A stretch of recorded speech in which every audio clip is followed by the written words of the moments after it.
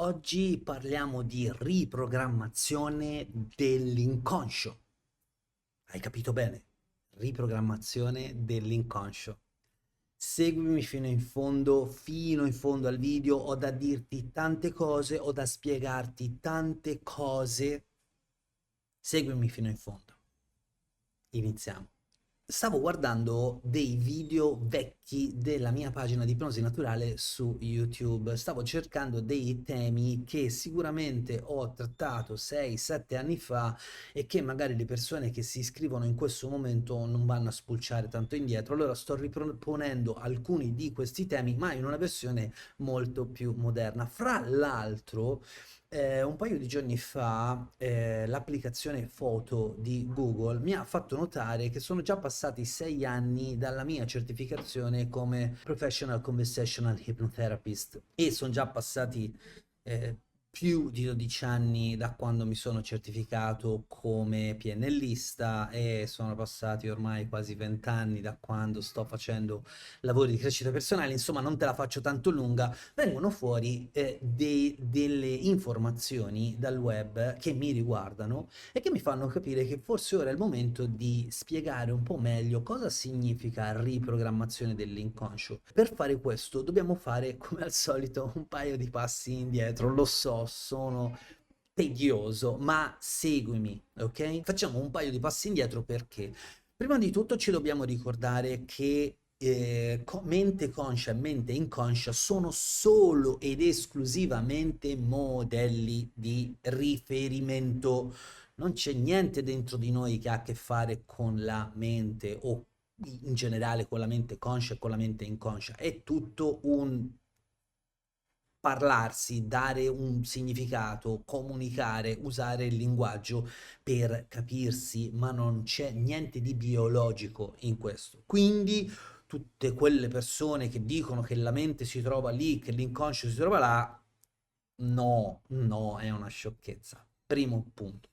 Secondo punto, se lo accettiamo, nel modello mente conscia, mente inconscia, possiamo cominciare a notare che esistono veramente delle cose differenti tra una parte e tra l'altra. Me ne sono scritte qualcuna delle più evidenti, tanto per non dimenticarmi, ma insomma potremmo andare avanti mesi a raccontare questa cosa. Allora, mentre la mente conscia è più o meno il 2% della nostra mente, il resto del 98% è assolutamente inconscio. La mente conscia ha a che fare più con la ragione e con la logica, la mente inconscia ha a che fare più con i sentimenti e con le emozioni.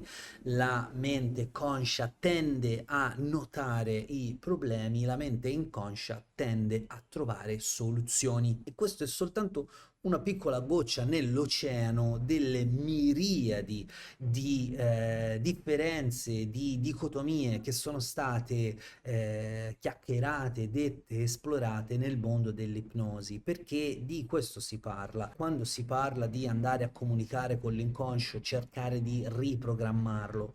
E chiaramente tante volte dico, ma siete sicuri che volete fare dei cambiamenti con il 2% della vostra mente, quando il 98% della vostra mente, che è inconscia, vi rema contro, oppure ancora non ha capito bene che cosa volete?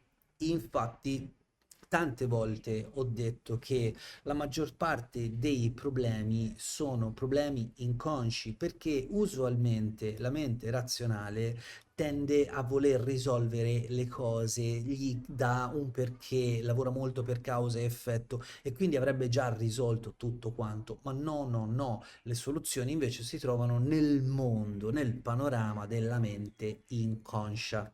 Ora, compresa questa roba qua, dobbiamo comprendere anche un altro discorsetto, perché vedete, si trovano centinaia di video sul web che ti dicono come riprogrammare l'inconscio, tecnica segreta di come riprogrammare l'inconscio, tecnica di Okuto sul come riprogrammare l'inconscio. Ragazzi, l'inconscio, esattamente come la mente conscia, esattamente anche come il cervello, scusate ora questa associazione, ma non fa altro che continuare a riprogrammarsi, continuare a cambiare. Tutte queste persone che mi dicono, sai, con la meditazione crei neuroplasticità e quindi cambiamento, con l'ipnosi crei neuroplasticità. La neuroplasticità e il cervello cambia in continuazione, deve accettare degli stimoli e reagire a questi stimoli e la mente non fa altro che interpretare questi stimoli al quale il cervello sta cercando di reagire. Quindi, come capite immediatamente, noi siamo in un flusso costante di cambiamento e quindi riprogrammazione, programmazione, alterazione, chiamatela come vi pare. Noi siamo sempre in movimento. Mm? Ok, abbiamo messo dei punti chiave, non perdeteli, eh. Parliamo di una metafora interessante perché nel mondo dell'ipnosi si parla sempre di questo famoso fattore critico di cui parlava Hellman. Ora, Hellman parlava del fattore critico come un qualcosa da bypassare. C'è un qualcuno nel mezzo tra la mente conscia e la mente inconscia e noi lo dobbiamo fregare il fattore critico perché così almeno possiamo andare a riprogrammare l'inconscio. Sì e no, comprendiamo questa metafora, cerchiamo di farla funzionare, ma ricordatevi che sono barzellette, che sono parole. Poi dopo, negli atti, il lavoro che c'è da fare per il cambiamento è tanto, è profondo e non ha a che fare con la profondità ipnotica della quale sicuramente dovrò parlare in uno di questi video perché mi sono rotto le scatole di sentire ma possiamo andare più profondo così io perdo coscienza. Uno, la coscienza non la perdi mai, ok? Due, profondo dove? Dove vuoi andare profondo? Vuoi non rispondere più e quindi delegare la tua responsabilità del cambiamento a qualcuno? E beh, ti stai dando la zappa sui piedi perché diventerai dipendente di quel qualcuno e tutte le volte che avrai un problema dovrai andare a chiedere a quel qualcuno. Hai capito come mai ti fregano in questo modo? Hai capito come mai non dovresti utilizzare questo tipo di mindset? Bene, torniamo indietro, torniamo alla metafora del fattore critico. Immaginatevi che tra la piccola mente conscia e l'inconscio c'è una sorta di membrana, quello che si chiama il fattore critico, specialmente nella scuola elmeniana, ovvero di Hellman. Allora, come si fa a bypassare questo fattore critico? Ci sono numerevoli tecniche, strategie. Ora che ho detto tecniche, sapete cosa penso della tecnica, eh? Non vi attaccate troppo alla tecnica. Immaginatevi questo. Sicuramente se conoscete un contadino, se conoscete un operaio di un villaggio, non è che potete fare una richiesta per cui potete cambiare tutto il territorio. Quella richiesta, semmai, la dovete fare alla famiglia reale. Ma la famiglia reale dove sta? Sta all'interno del castello.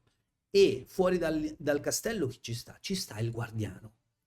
Quindi per adesso vediamo un attimo in questo giochino che stiamo creando il guardiano del castello come se fosse il fattore critico.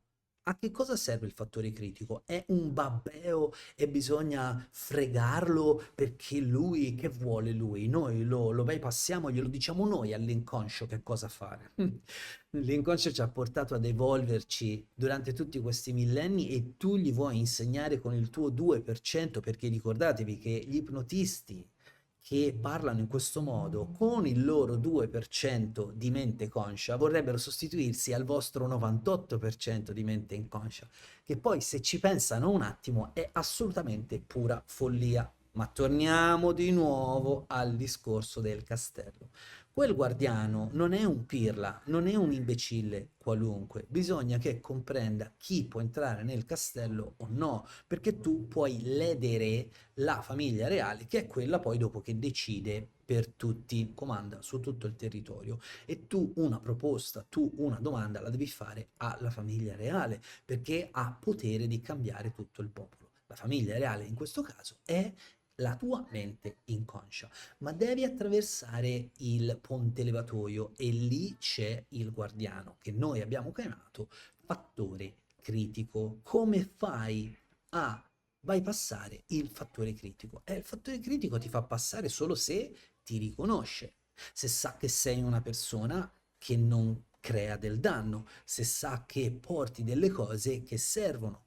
Insomma, il fattore critico lavora molto per familiarità e allora creare analogie, creare metafore, creare familiarità è uno dei metodi per bypassare il fattore critico.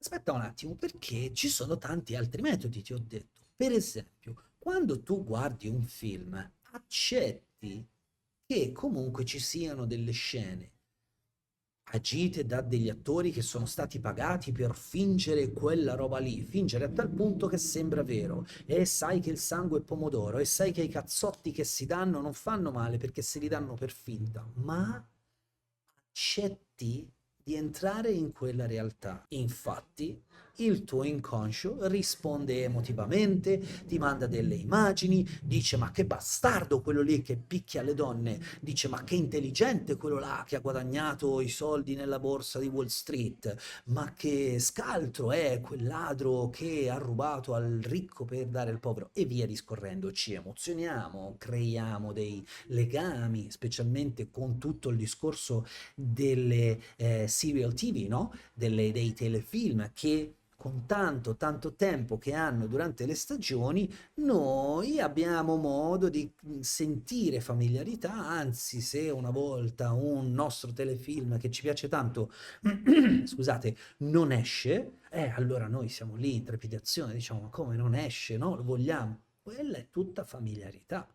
Quello è tutto dare in mano al guardiano del castello delle carte che gli dicono guarda che di me ti puoi fidare perché non creo nessun danno e anzi porto delle informazioni che possono creare un vantaggio a tutta quanta la comunità. Ecco, se sei stato in grado o stata in grado, se siete stati in grado, diciamolo al plurale, di seguire questa metafora, sarai anche in grado di capire come è facile bypassare il fattore critico. Non è che ci vuole un ipnotista che fa ipnosi da 40 anni, lo si può fare in un nanosecondo. Però c'è da dire che è passato di nuovo quello con la moto. E vabbè, io bevo. Ma come si fa allora davvero a riprogrammare l'inconscio? Allora, come prima cosa, in qualche modo dobbiamo bypassare questo fattore critico, che poi non è altro che quello che quotidianamente io vedo con i miei clienti, no? Certe volte voi siete attaccati alle vostre convinzioni che magari valete poco, o che non ce la fate a cambiare, oppure che non c'è niente da fare, però intanto state venendo in sessione perché volete avere un risultato.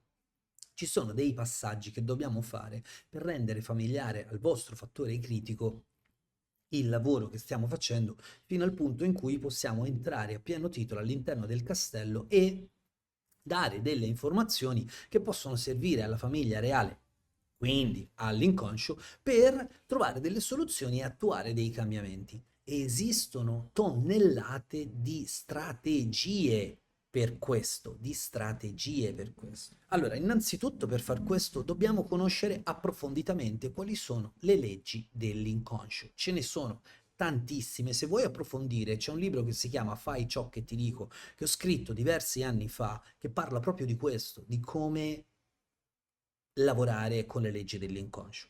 Inoltre c'è da fare un lavoro su se stessi, perché quando vai a creare informazioni per il tuo inconscio, quando vai ad elaborare cambiamenti, è chiaro che tu devi essere pronto ad accettare certi tipi di cambiamenti.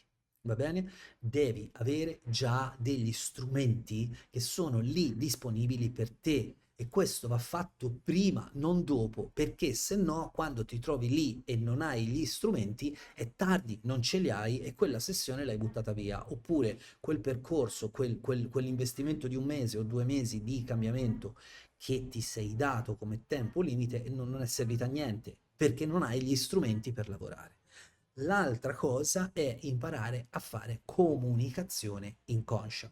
Una delle tecniche chiaramente può essere l'autoipnosi, un'altra delle tecniche può essere tutto il mondo delle visualizzazioni, tutto il mondo della comunicazione interna, compresa, in questo momento ce lo metto fra parentesi, compresa anche una parte della meditazione.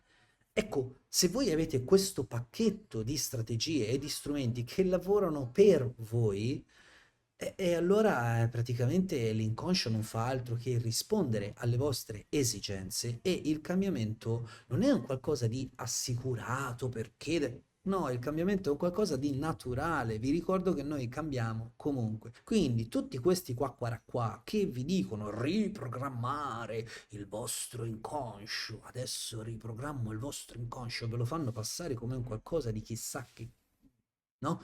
Una magia.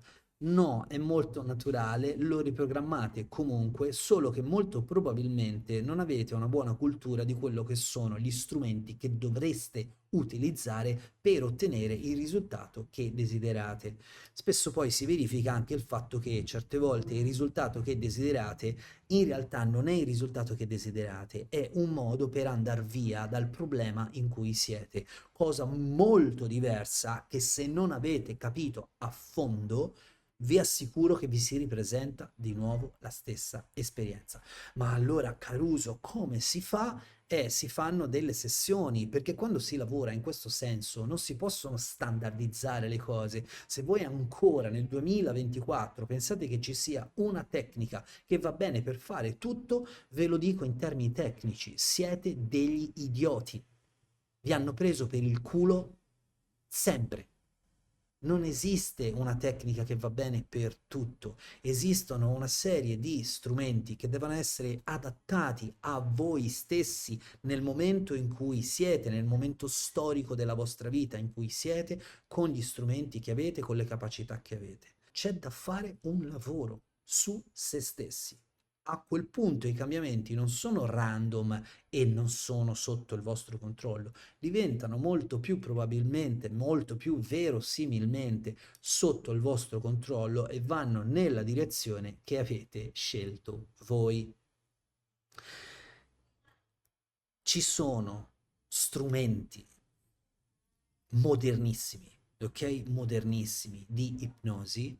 Prima all'inizio del video vi ho menzionato l'ipnosi conversazionale e la PNL, perché questi strumenti sono strumenti potenti che io uso quotidianamente e se proprio lo vuoi sapere li sto usando anche adesso. L'ipnosi conversazionale e la PNL sono discipline studiate da tutti gli operatori perché attraverso il linguaggio noi possiamo ricodificare, tra virgolette, riprogrammare le informazioni che passano attraverso la valutazione del nostro fattore critico e che arrivano finalmente alla nostra mente inconscia che trova delle soluzioni e adegua tutto quanto il sistema perché voi possiate funzionare meglio. Di questo magari ne parlerò più approfonditamente nei prossimi video. Ho l'intenzione di riprendere in mano alcuni video vecchi e spiegarli un po' meglio, anche perché io in tanti anni di lavoro sono cambiato, inevitabilmente tutti quanti ho detto cambiamo e questo vale anche per me. Quindi magari ci sono dei video che voglio un po' rivedere e portare alla vostra attenzione in modo che anche voi possiate cominciare ad utilizzare alcune strategie per il vostro benessere. Se ti interessano questi argomenti, se ti è piaciuto il video, se hai delle domande, sotto nei commenti fammelo sapere. Io, ancora una volta, vi ripeto, mi chiamo Caruso Colzi, sono il fondatore di Ipnosi Naturale, lavoro da più di 20 anni ormai in questo settore e mi auguro che il video ti abbia fatto capire qualcosa in più di quello che ti viene detto nel web, ma anche di te stesso. A me non resta altro che augurarti una buona serata e noi ci vediamo magari al prossimo video. A presto!